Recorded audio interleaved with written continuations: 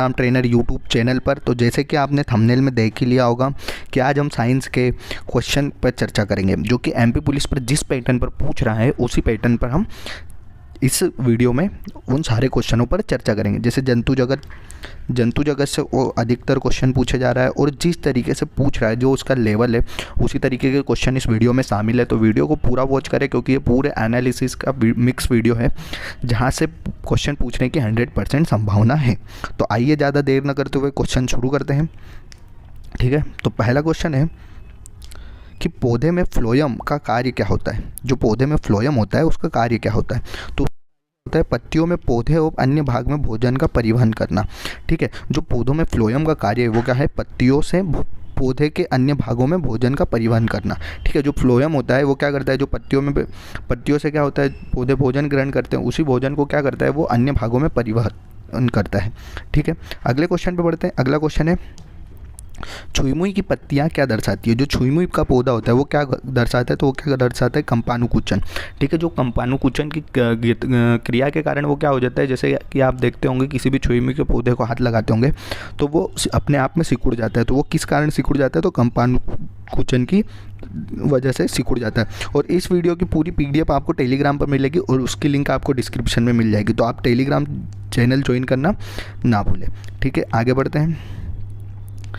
अगला क्वेश्चन दिया है हमारे सामने कि आलू किसका संशोधित रूप है। जो आलू होता है वो किसका संशोधित रूप है? तो किसका संशोधित रूप है? तने का। ठीक है, जो आलू है वो किसका संशोधित रूप है? तने का। बहुत से लोग जड़ बोलते हैं, बाकी जड़ का नहीं है, वो किसका रूप है? तने का संशोधित रूप है। अगला, घोंसला बनाने वाला एकमात्र सर्प है। जो घोंसला बनाता है वो एकमात्र सर्प कौन सा है? तो राजनाग किंग कोबरा। जो राजनाग किंग कोबरा है वो क्या बनाता है? घोंसला बनाता है। ठीक है, अगले क्वेश्चन पे बढ़ते हैं। अगला क्वेश्चन है कि शार्क मछली में कितनी हड्डियां होती है। जो शार्क मछली होती है उसमें कितनी हड्डियां होती है? 0। इसी तरीके के क्वेश्चन पूछे जा रहा है। ठीक है, तो आप ध्यान रखें कि शार्क मछली में कितनी हड्डियां होती है? 0 हड्डियां होती है। ठीक है, अगले क्वेश्चन पे मछली में पाया जाता है, जो मछली होती है उसमें क्या पाया जाता है? 2 कक्षीय हृदय पाया जाता है। कितना? 2 कक्षीय। ठीक है, मछली में 2 कक्षीय हृदय पाया जाता है, ये बात ध्यान रखना है। ठीक है, और PDF के लिए आपको बता ही दिया गया है, PDF के लिए आप टेलीग्राम ज्वाइन कर लीजिए। अगला, कौन सा जीव मिट्टी की उर्वरकता को बनाए रखता है? जो मिट्टी की उर्वरकता को कौन बनाए रखता है? तो केंचुआ। हमारा उत्तर क्या होगा? केंचुआ। जो केंचुआ होता है वो मिट्टी की उर्वरकता को बनाए रखता है। ठीक है, अगला, चींटी के कितने पैर होते हैं? जो चींटी होती है उसके पैर कितने होते हैं? तो 6 पैर होते हैं। जो चींटी है उसके कितने पैर होते हैं? 6 पैर होते हैं। तो ये बात भी आप ध्यान रखें। अगले क्वेश्चन में बढ़ते हैं। अगला क्वेश्चन है कि मकड़ियों में कितनी जोड़ी आँखें होती है। जो मकड़ियाँ होती है उसमें कितनी जोड़ी आँखें होती है? तो 4 जोड़ी। ठीक है, जो मकड़ियाँ होती है उसमें 4 जोड़ी आँखें होती है। ठीक है, स्टार फिश कहाँ पाई जाती है? 10वें नंबर का क्वेश्चन है हमारा कि स्टार फिश कहाँ पाई जाती है? तो समुद्र में पाई जाती है। जो स्टार फिश होती है, ठीक है, जो स्टार के आकार की होती है वो कहाँ पाई जाती है? तो वो पाई जाती है समुद्र में। ठीक है, अगले क्वेश्चन पढ़ते हैं। सबसे जहरीली मछली कौन सी है? सबसे जहरीली मछली कौन सी है? तो फफर। ठीक है, जो पफर मछली होती है वो क्या होती है? सबसे जहरीली मछली होती है। देखिए दोस्तों, इसमें सारे क्वेश्चन मिक्स हैं। जिस पैटर्न पे पूछ रहा है हर एक पैटर्न, हर एक टॉपिक से, हर एक टॉपिक के एक वीडियो, मतलब एक क्वेश्चन छाट के इसमें जो इंपॉर्टेंट हो सकते हैं वो सारे हैं। तो आप वीडियो को पूरा देखें। ठीक है, विश्व में सबसे तेज ज़मीनी जानवर कौन सा है? जो विश्व का सबसे तेज ज़मीनी जानवर कौन सा है? तो चीता। चीता क्या है? विश्व का सबसे तेज ज़मीनी जानवर है। ठीक है, सबसे तेज मतलब फुर्तीला। अगला,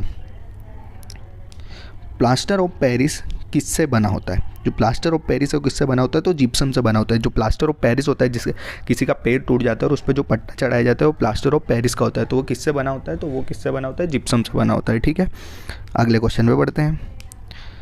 अगला क्वेश्चन है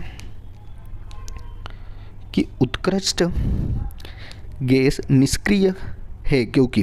जो उत्कृष्ट गैस है वो निष्क्रिय है क्योंकि उसका इलेक्ट्रॉनिक विन्यास स्थायी होता है। जो उत्कृष्ट गैस होती है वो निष्क्रिय है क्योंकि उसका क्या होता है? जो इलेक्ट्रॉनिक विन्यास है वो क्या होता है?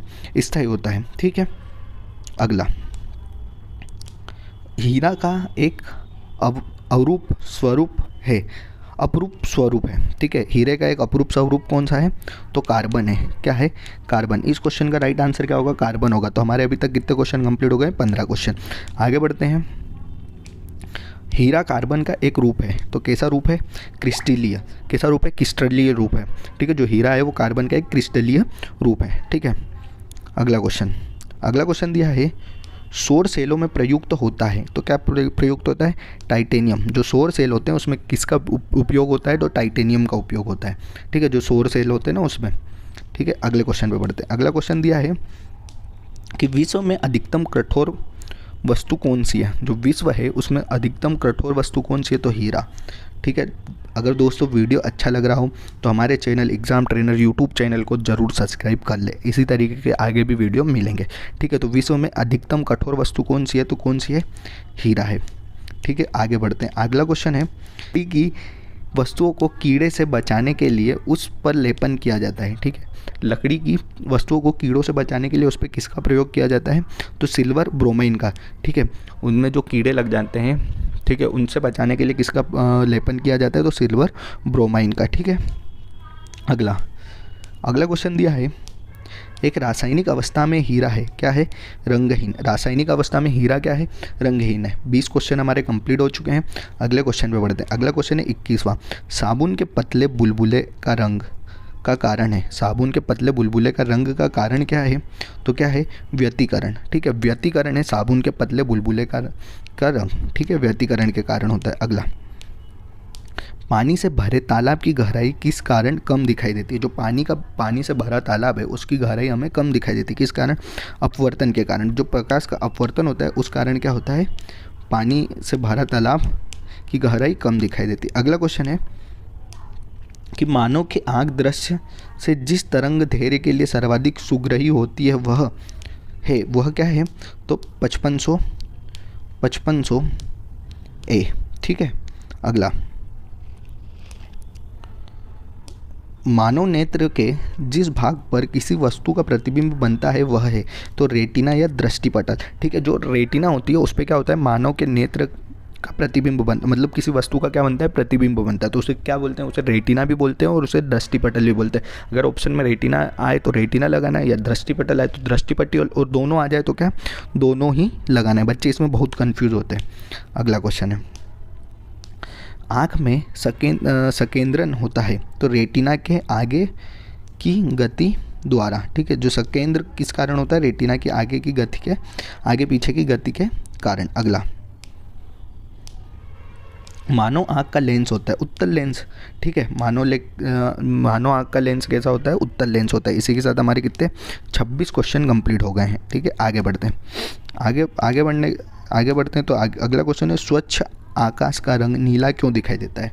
तो जो स्वच्छ आकाश है उसका रंग नीला क्यों दिखाई देता है? तो प्रकाश प्रकीर्णन के कारण। ठीक है, जो आकाश का रंग नीला दिखाई देता है वो प्रकाश के प्रकीर्णन के कारण दिखाई देता है। अगला क्वेश्चन है कि यदि कोई वस्तु प्रकाश को परावर्तित नहीं करती तो उसका रंग होता है काला।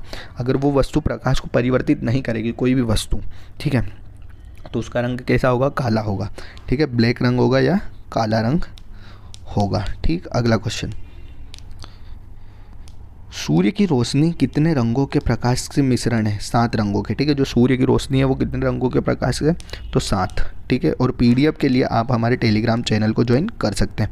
अगला, निर्वात में प्रकाश की चाल होती है। जो निर्वात है उसमें प्रकाश की चाल कितनी होती है? 10 की घात 8 मीटर प्रति सेकेंड। क्या? 3 सही 10 की घात 8 मीटर प्रति सेकेंड होती है। ठीक है, अगला क्वेश्चन, मिश्र धातु है तो समांगी मिश्रण। ठीक है, मिश्र धातु क्या है? एक समांगी मिश्रण है। अगले क्वेश्चन में बढ़ते हैं। अगला क्वेश्चन दिया है पीतल एक मिश्र धातु है जिसमें वायु एक क्या है? मिश्रण। पीतल एक मिश्र धातु है और जबकि वायु भी एक मिश्रण है। ठीक है, ये मिश्रण है। ठीक है, वायु क्या है? मिश्रण है, और पीतल क्या है? मिश्र धातु है। ये बात ध्यान रखना है। आशा करता हूँ आपको वीडियो अच्छा लग रहा होगा। अगला क्वेश्चन है कांसा किस मिश्रण की धातु है? तो तांबा और टीन। ठीक है, TT का मिश्रण है। किसका? TT का, तांबा और टीन। ठीक है, कांसा। अगला, किसी मिश्र धातु की एक धातु मरकरी तो वह धातु कहलाती है। किसी मिश्र धातु की एक धातु एक धातु मरकरी होती है तो वह धातु क्या कहलाती है, तो अमलगम कहलाती है। क्या कहलाती है, अमलगम कहलाती है। अगला, गन पाउडर किसका मिश्रण होता है, जो गन पाउडर है वो किसका मिश्रण होता है, तो सल्फर और चारकोल और सोरा का। ठीक है, सल्फर, चारकोल और सोरा का मिश्रण होता है गन पाउडर। ठीक है, इस तरीके के ही क्वेश्चन पूछ रहा है वो। अगला, स्टेनलेस स्टील क्या है, तो मिश्र धातु है। जो स्टेनलेस स्टील है वो क्या है, मिश्र धातु है। स्टेनलेस स्टील क्या है, मिश्र धातु है। अगला, तांबा तथा जस्ता मिश्रण है। ठीक है, जो तांबा और जस्ता क्या मिश्रण है, तो पीतल का। तांबा और जस्ता किसका मिश्रण है, पीतल का। अगला, 38वां क्वेश्चन, स्टेनलेस स्टील का आविष्कार किसने किया था। जो स्टेनलेस स्टील है उसका आविष्कार किसने किया था, तो हेनरी बेरियली। ठीक है, हेनरी बेरियली ने क्या करा था, जो स्टेनलेस स्टील है उसका आविष्कार करा था। अगले क्वेश्चन में बढ़ते हैं। पीतल, कांसा, जर्मन सिल्वर सब पाया जाता है तांबे में। ठीक है, अगला क्वेश्चन,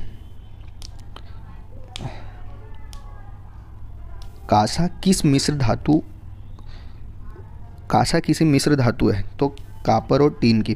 जो कांसा है वो किसकी मिश्र धातु है, तो कापर और टीन की। तो इसी के साथ हमारे सारे क्वेश्चन समाप्त होते हैं। अगर आपको वीडियो अच्छा लगा हो तो वीडियो को लाइक करें और अधिक से अधिक शेयर करें। ठीक है, और इसी तरीके के वीडियो पाने के लिए हमारे चैनल को सब्सक्राइब जरूर कर लें। और जिस भी टॉपिक के वीडियो या कुछ भी डाउट हो तो आप कमेंट बॉक्स में कमेंट कर सकते हैं। मिलते हैं अगले वीडियो में, तब तक के लिए जय हिंद दोस्तों।